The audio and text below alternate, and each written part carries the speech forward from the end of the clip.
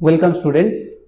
তো গত দুটো ক্লাসে আমরা লগারিদমের একটা ক্লাসে সব ফর্মুলাসগুলো দেখেছিলাম আর একটা ক্লাসে দুটো নিউমেরিক্যালস করেছিলাম। আজকের ক্লাসে আমরা চারখানা নিউমেরিক্যালস দেখব। তো চলো আমরা আজকে স্টার্ট করে দিই। দেখো, প্রথমে আমাদের যে নিউমেরিক্যালসটা আছে বলেছে 2 log √2 বেস আর আর্গুমেন্ট আছে 2 that is equal to a হলে a এর ভ্যালুটা কত সেটা বার করতে বলেছে। তো চলো করি আমরা। 2 log √2 2 is equal to a, এটা দেওয়া আছে। আচ্ছা, আমরা এটাকে এরকম লিখতে পারি, দেখো তো 2 log, এটা √2 আছে থাক, এটাকে আমরা 2টাকে জাস্ট √2 এর হোল স্কোয়ার লিখতেই পারি, তাহলে এটা ইকুয়াল টু a হলো। এবারে একটা ফর্মুলা আমরা পড়েছিলাম, ধরো log x to the power a, এটা ইকুয়াল টু আমরা লিখতে পারি a log x, অর্থাৎ x এর পাওয়ার যেটা থাকবে সেই পাওয়ারটা আগে চলে আসবে। তাহলে এখানে দেখো log √2 আর √2 এর পাওয়ারে আছে 2, তাহলে এই 2টাকে আমরা আগে নিয়ে চলে আসতে পারি। তাহলে আগে তো একটা 2 ছিলই, তার সঙ্গে এই 2টা গুণ হলো, আর এখানে পড়ে রইল log √2 আর আর্গুমেন্টটাও √2 that is equal to a। আবার আমরা জানি log বেস আর আর্গুমেন্ট সমান হয়ে গেলে সেটা হয়ে যায় 1। দেখো এখানে বেসটা a, এখানে আর্গুমেন্টটাও a আছে, সেটা হয়ে যায় 1। তাহলে এখানে বেসটা আছে √2, আর্গুমেন্টটাও আছে √2, তাহলে এটাও 1 হয়ে যাবে। তাহলে পরের লাইনে জাস্ট এটা যদি 1 হয়ে যায় তাহলে আমরা লিখতে পারি 2 গুণ 2 ইজ ইকুয়াল টু a, বা আমরা লিখতে পারি a সমান 4। তাহলে প্রথমে আমাদের যে প্রবলেম সেটা হয়ে গেল a সমান 4, তার মানে কোন অপশনটা? Option C. নেক্সট প্রবলেম কি আছে দেখো, বলছে log base 2 log base x 81 equal to 1, এটা যদি হয় তাহলে x এর ভ্যালু ফাইন্ড করতে দিয়েছে আমাকে। তো চলো এটাও করি। log 2 log x 81 equal to 1। এবার দেখো, যদি আমাদেরকে ধরো log a বেসের কিছু একটা সমান 1 হতে হয়, তাহলে নিশ্চয়ই এর আর্গুমেন্টটা a হবে।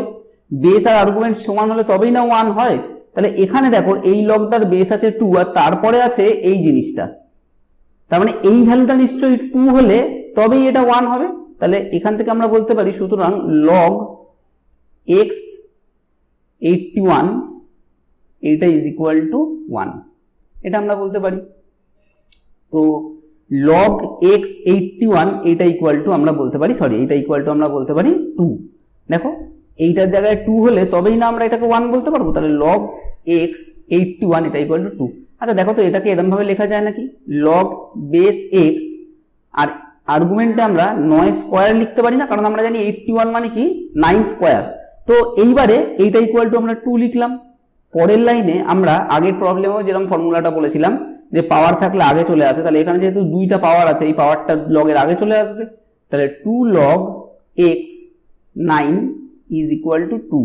তার মানে আমরা কি পেলাম? সুতরাং আমরা বলতে পারি দেখো এটা 2 আছে, এই পাশেও 2 আছে, তার মানে নিশ্চয়ই log x 9 is equal two 1। এবার দেখো এর বেসটা আছে x আর আর্গুমেন্টটা আছে 9, সেটা ইকুয়াল টু যদি 1 হয় তার মানে নিশ্চয়ই বেস আর আর্গুমেন্ট সমান হলে তবেই তো 1 হবে। তাহলে বেসটা আছে x, আর্গুমেন্টটা আছে 9, এই দুটো সমান হলে তবেই এটা ইকুয়াল টু 1 হবে। সুতরাং এখান থেকে আমরা বলতে পারি x সমান 9। আশা করছি বুঝতে পেরেছো।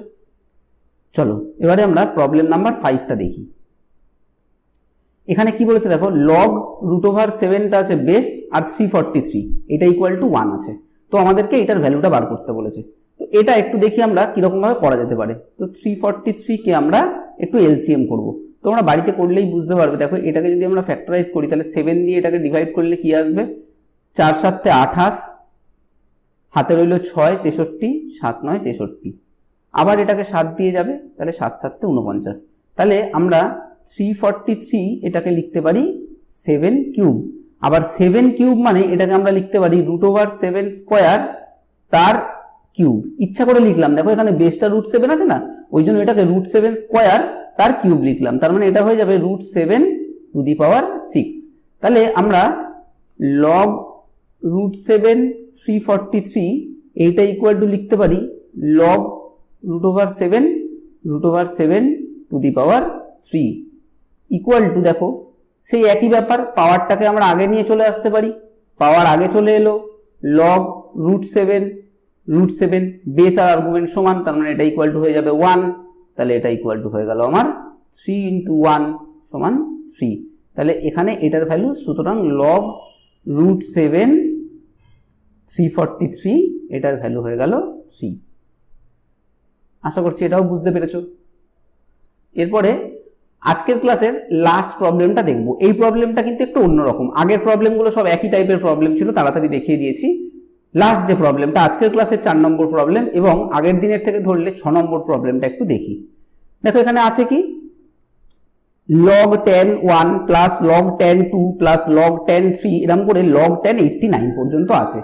এবার তোমরা একটা ফর্মুলা তো জানো, ধরো log a b এটা যদি থাকে, এটাকে আমরা লিখতে পারি log a plus log b। তাহলে যদি log a plus log b থাকে, তাহলে সেটাকে আমরা log a b লিখতে পারবো, তাই না? তাহলে এখানে আমাদের আছে দেখো log 10 1 plus log 10 2 plus log 10 3, তাহলে আমরা এরকম লিখে দিতে পারি না? যেহেতু log এর পরে যেটা আছে সেগুলো সব প্লাস দিয়ে আছে, সুতরাং আমরা লিখে দিতে পারি log, ব্র্যাকেটের মধ্যে লিখে দিতে পারি 10 1 ইন্টু 10 2 ইন্টু 10 3, এরকম করতে করতে এটা কত দূর অবধি যাবে? 10 89 পর্যন্ত যাবে, এই পর্যন্ত যাবে, এটা আমরা লিখতে পারি। আচ্ছা দেখো তো, ধরো এরকম হলো log 10 1 10 2, এরকম করতে করতে করতে করতে আমরা লিখলাম 10 44, তারপরে আমরা লিখলাম 10 45, তারপরে আমাদের কি হবে? 10 46 হবে, তাই না? এরপরে 10 46 হওয়ার কথা। তো 10 46 এইটা ইকুয়াল টু আমরা লিখতে পারি 10 90 মাইনাস 44, আর 10 90 মাইনাস 44, দেখো 46 মানে 90 মাইনাস 44 না, আর 10 90 মাইনাস 44 এইটা ইকুয়াল টু, তোমরা ত্রিকোণমিতি থেকে জানো যে এটা সমান হয়ে যাবে cot 44। তাহলে 10 46 মানে কি হয়ে গেল? cot 44। তাহলে এরকম করতে করতে যখন আমরা 10 2 এ পৌঁছবো, সেই 10 88 এ পৌঁছবো, তাহলে 10 88 মানে আমরা বলতে পারি তাহলে cot 2, তারপরে আছে লাস্টে দেখো 10 89, সেটার জায়গায় আমরা লিখতে পারি cot 1। তার মানে পেয়ারটা কিরকম ভাবে তৈরি হচ্ছে দেখো, log 10 1 থাকছে, তারপরে একটা cot 1 লিখতে পারি, 10 2, সিমিলারলি এখান থেকে একটা cot 2, তারপরে হবে একটা 10 3, একটা হবে cot 3, এরকম করতে করতে করতে করতে হবে 10 44, একটা হবে cot 44, এই অবধি হয়ে গেল। তাহলে একটাই টার্ম পড়ে থাকবে, সেটা হচ্ছে 10 45। এবার আমরা একটা জিনিস জানি যে 1/10 থিটা সমান cot থিটা, এটা কিন্তু আমরা জানি, তাই না? আমরা জানি এটা, উই নো। কি জানি আমরা? যে 1/10 থিটা মানে cot থিটা। তাহলে এটা যেরকম log ভিতরে এটা আছে, তাহলে আমরা এটা লিখতে পারি না ভাবে log, দেখো 10 1 ইন্টু 1/10 1 ইন্টু 10 2 ইন্টু cot 2 টাকে লিখতে পারি 1/10 2। সিমিলারলি 10 3 ইন্টু লিখতে পারি 1/10 3, তারপর লিখতে পারি 10 44 ইন্টু 1/10 44, মাঝখানে সবগুলো আছে এরকম ভাবেই। এরকম করতে করতে লাস্ট একটা টার্ম আমরা লিখতে পারি 10 45। আশা করছি বুঝতে পারছো। এবার দেখো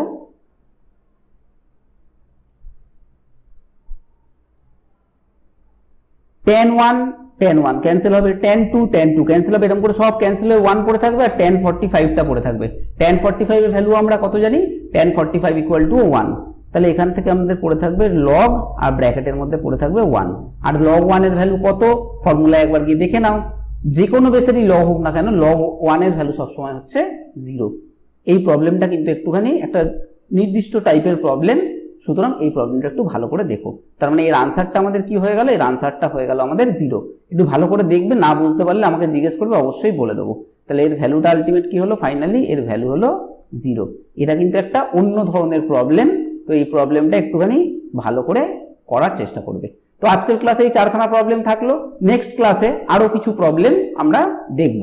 লগ কিন্তু শেষ হয়নি, আমি তোমাদের বারবার বলছি যে প্রবলেমগুলো আমি করাচ্ছি সেই প্রবলেমগুলোই করো, ওই রকম টাইপেরই কিন্তু পরীক্ষায় আসবে। আজকের ক্লাস এখানে শেষ করছি।